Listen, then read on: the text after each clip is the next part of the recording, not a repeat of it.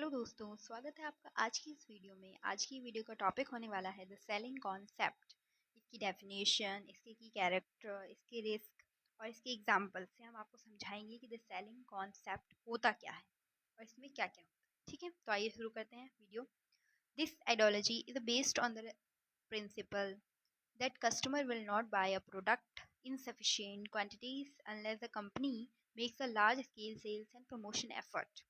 इसका मतलब ये है कि यह विचारधारा या इस बात पर आधारित होती है कि ग्राहक पर्याप्त मात्रा में उत्पाद नहीं खरीदेंगे जब तक कि कंपनी बड़े पैमाने पर बिक्री या प्रचार का प्रयास नहीं करती है, तब तक ग्राहक जो है वो सामान नहीं खरीदेंगे। उसके बाद आते हैं इसके की character.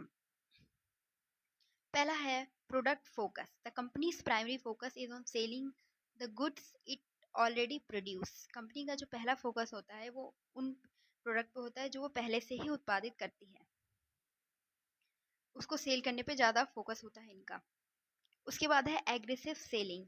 This involves using sales people, advertising and heavy discount to persuade customer to buy the product.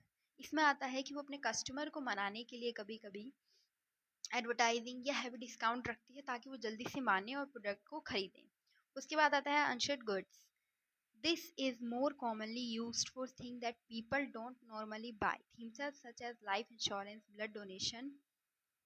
अब जैसे कि इसमें बताया गया है कि ये पीपल जो मतलब लोग जो हैं वो कई तरह की चीज़ें खुद से खरीदने के लिए नहीं मानते या लेने के लिए नहीं मानते, जैसे लाइफ इंश्योरेंस हो गया, ब्लड डोनेशन हो गया, ये खुद से वो नहीं मानते हैं। उसके बाद आता है शॉर्ट टर्म गोल्स।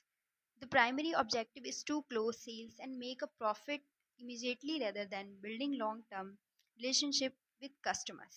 इसमें है कि इनका जो मतलब गोल होता है वो होता है कि जल्दी से जल्दी अपने जो प्रोडक्ट है उसको बेचा जाए और प्रॉफिट कमाया जाए, ना कि लॉन्ग टर्म तक अपने कस्टमर के साथ रिलेशनशिप बनाना और ये देखना कि क्या सही क्या गलत। उनका बस ये गोल होता है कि वो अपने प्रोडक्ट को जल्दी से जल्दी बेचें और प्रॉफिट कमाएं। उसके बाद आता है इसकी risk. The biggest risk is that the customer may purchase the product but if they are not satisfied they will not come back and may also give negative feedback to others। अब इसमें है कि सबसे बड़ा जोखिम यह है कि ग्राहक उत्पाद खरीद सकता है, लेकिन अगर वो उससे संतुष्ट नहीं है, मतलब उसको पसंद नहीं आया, तो वो वापस नहीं आएंगे और दूसरे को भी नकारात्मक प्रतिक्रिया भी दे सकते हैं। हाँ, सही बात है। अगर प्रोडक्ट आपको नहीं पसंद आएगा तो आप उससे क्यों ही खरीदेंगे दोबारा, और आप दूसरे को भी यही कहेंगे कि वहाँ से खरीदो मत या वो चीज़ मत खरीदो, तो इसका फीडबैक गलत जाएगा। तो ये रिस्क है इसमें। अब इसके एग्जाम्पल से हम समझेंगे, आसानी से समझ में आएगा कि ये सेलिंग कॉन्सेप्ट क्या है। तो एग्जाम्पल में है लाइफ इंश्योरेंस। इसकी जो पॉइंट्स हैं, पहला है कस्टमर माइंडसेट। अब इसमें कस्टमर का माइंडसेट कैसा होता है, वो खुद से जाके पॉलिसी नहीं लेती है क्योंकि उसे ज़रूरत ही महसूस नहीं होती है कि वो पॉलिसी ले। वो हम उसको कोई ज़रूरत ऐसी महसूस नहीं होती कि ये पॉलिसी ले या उसको चाहिए पॉलिसी, और वो खुद चलकर नहीं आती खरीदने के लिए। उसके बाद है कंपनी स्ट्रेटेजी। कंपनी की जो स्ट्रेटेजी होती है, कंपनी कभी ये नहीं देखती है कि ग्राहक को क्या चाहिए। वो पहले से ही एक पॉलिसी बना के तैयार रखती है कि वो उसको बेचनी है। उसको मतलब नहीं है कि आपको क्या चाहिए क्या नहीं चाहिए, वो पहले से ही अपनी पॉलिसी बना के रखी हुई है। उसके बाद है एग्रेसिव सेल्स। अब इसमें क्या है कि कंपनी बहुत सारे एजेंट्स को काम पर रखती है।